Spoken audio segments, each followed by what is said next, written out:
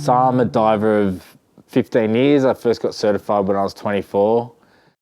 Since then I've become a dive master and got up about 1,000 dives, mainly around Southeast Asia.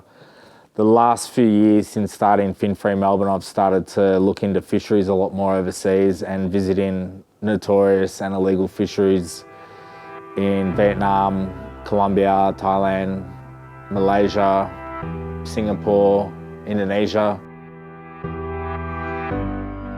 My last fishery that I went to was Tanjung Law, which is East Lombok, Indonesia. They're reported to be taking about 400 sharks a day, plus manta rays, great whites have been seen there, restricted thresher sharks, baby dolphins.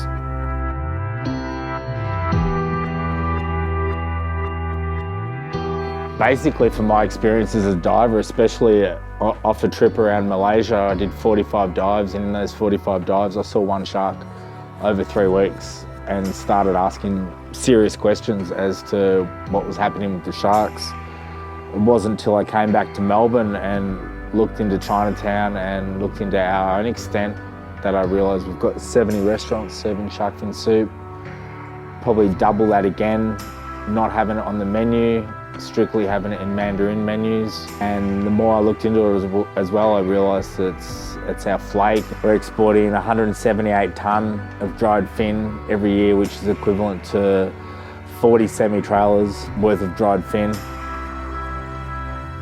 We've got health products. They're putting shark liver oil in women's lipstick, women's makeup, hair tonics. We've got the pet industry selling cartilage chews.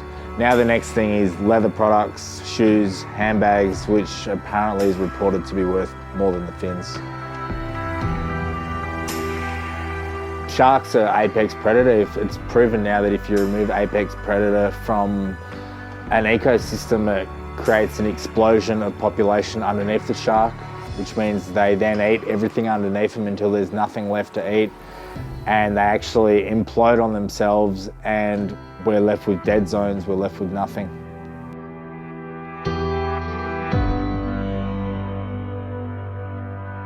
Over the last 50 years, shark populations have been decimated or wiped out about 90% global stocks, so we've just about wiped out the complete planet's shark stocks in 50 years.